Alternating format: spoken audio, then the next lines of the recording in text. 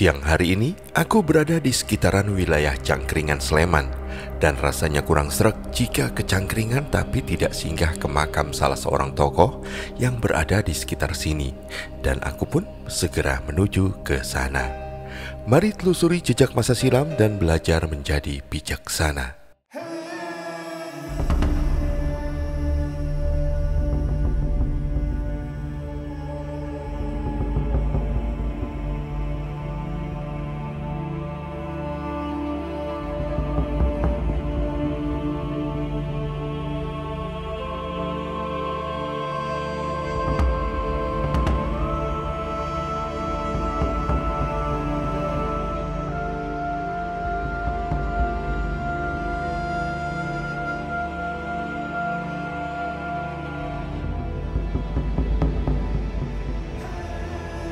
Beginilah suasana jalan di sekitar Cangkringan Sleman.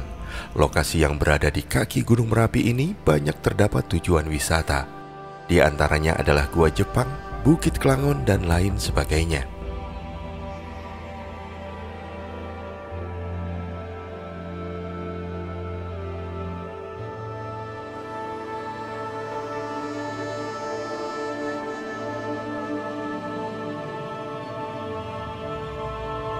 Beberapa tahun yang lalu ketika terjadi erupsi besar Gunung Merapi, lokasi ini terbilang cukup parah mengalami kerusakan sebab awan panas dan material lain melintasi wilayah ini. Tapi sekarang kondisinya telah berubah kembali menghijau dan subur.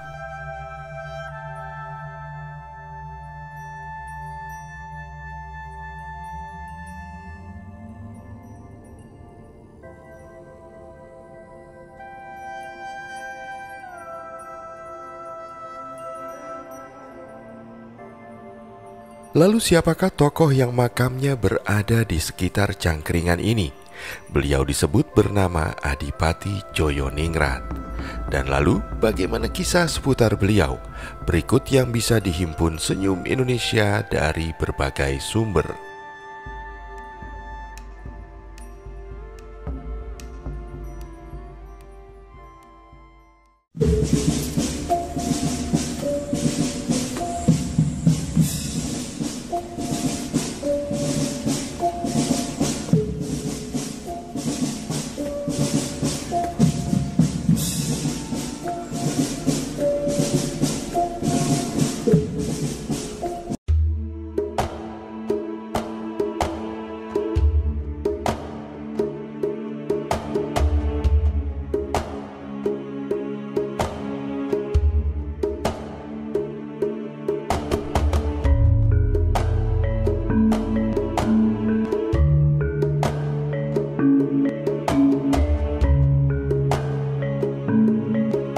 Nama Adipati Joyoningrat memang tak terlalu banyak disebutkan dalam catatan sejarah. Bahkan bisa dikatakan jika siapa sebenarnya beliau pun masih terdapat berbagai versi yang berbeda.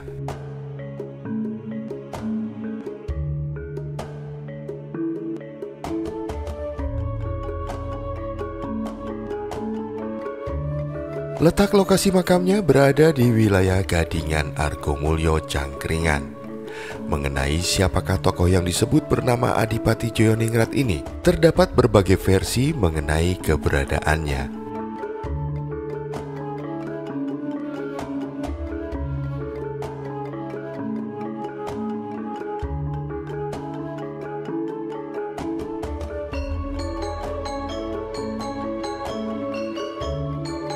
Versi yang pertama adalah beliau disebutkan sebagai pengikut setia dari Sri Susuhunan Pakubono III yang memerintah sejak tahun 1749 hingga tahun 1788 Masehi.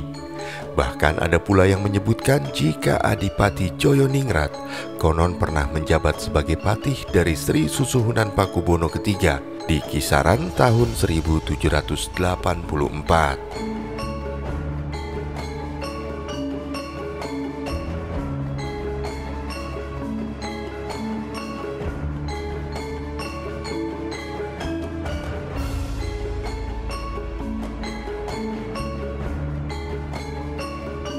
Sementara ada sumber lain yang menyebut nama Adipati Joyoningrat, yaitu di Ensiklopedia Tokoh Kota Pekalongan. bahwasanya Adipati Joyoningrat tercatat berasal dari wilayah Pekalongan yang dipercaya memimpin Pekalongan oleh Amangkurat III.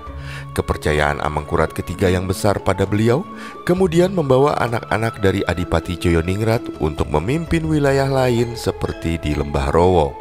Namun keberadaan makam dari tokoh yang kurang lebih bernama sama ini dikabarkan berada di Pekalongan.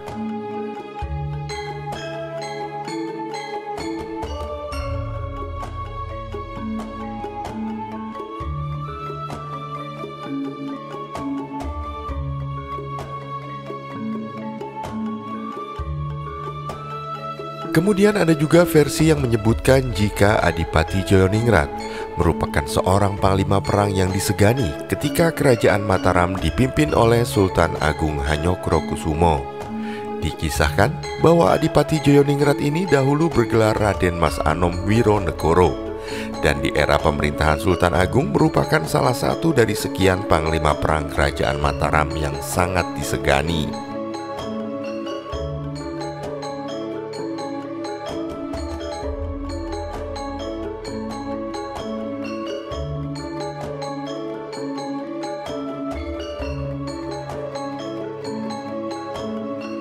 Selain beliau, tersebut pula panglima perang kerajaan Mataram di era yang sama yang terkenal dengan sepak terjangnya, seperti Tumenggung Alap-Alap, Tumenggung Bahurekso, Tumenggung Agul-Agul, Tumenggung Rajek Wesi, Tumenggung Tadah Nyowo.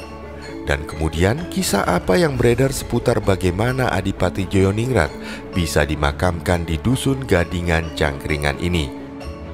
Kisah yang beredar luas adalah pada awalnya Adipati Joyoningrat yang merupakan panglima perang kerajaan Mataram dinilai gagal mengalahkan VOC ketika terjadinya serangan Mataram ke Batavia. Kemudian menyepilah beliau ke sebuah padepokan yang bernama Padepokan Wonocangkring. Kata Wonocangkring tersebut yang diperkirakan menjadi cikal bakal nama dari Cangkringan.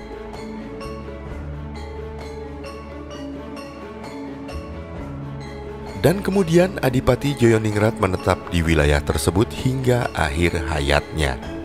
Ada pula beberapa catatan dalam Babat Giyanti yang menyebut nama Adipati Joyoningrat dan berkaitan dengan versi sebelumnya yang menyebutkan bahwa Adipati Joyoningrat merupakan seorang panglima perang. Namun bila ditilik kembali secara kronologis peristiwa antara serangan Mataram ke Batavia dan juga peristiwa menuju ke perjanjian Giyanti, maka hal tersebut sangat jauh sekali masanya.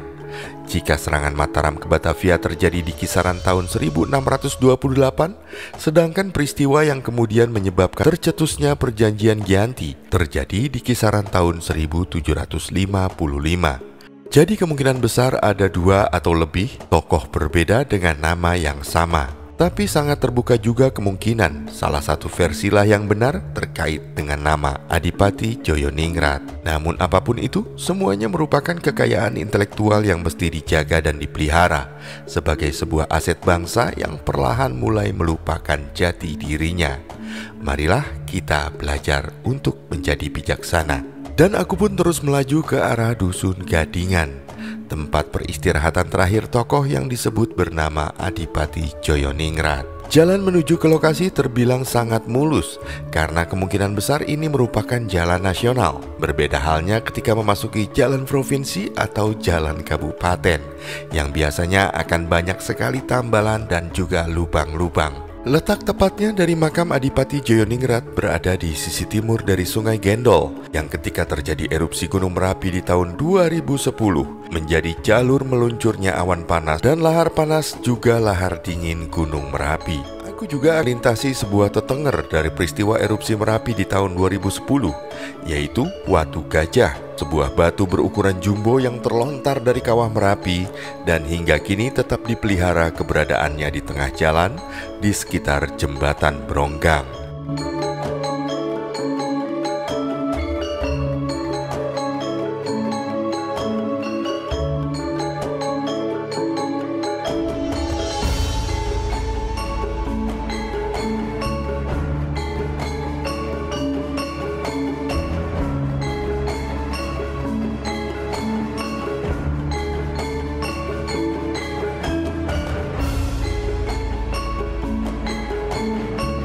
Dan akhirnya tibalah aku di lokasi yang kutuju.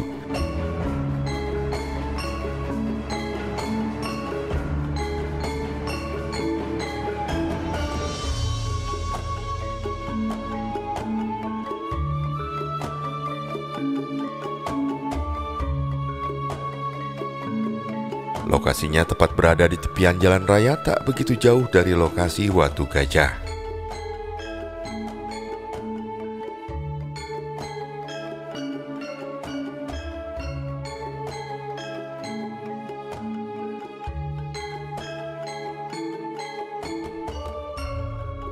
Di lokasi terdapat dua bangunan, yaitu sebuah cungkup dengan ukuran cukup besar dan luas serta satu cungkup kecil yang berisikan dua makam tanpa keterangan apapun. Di dalam bangunan yang lebih besar terdapat sebuah makam yang diyakini sebagai makam dari Adipati Joyoningrat. Dan aku pun kemudian berdiam diri sejenak, menghaturkan hormat sambil berharap segala kebaikan tercurah pada Adipati Joyoningrat dan juga seluruh keluarganya.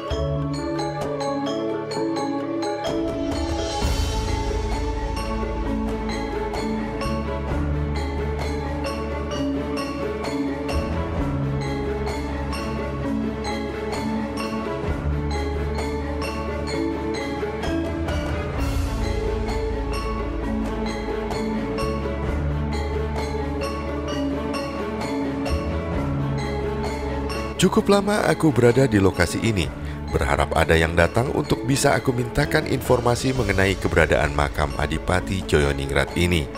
Namun beberapa saat aku menunggu, tak ada siapapun yang datang kembali ke lokasi ini.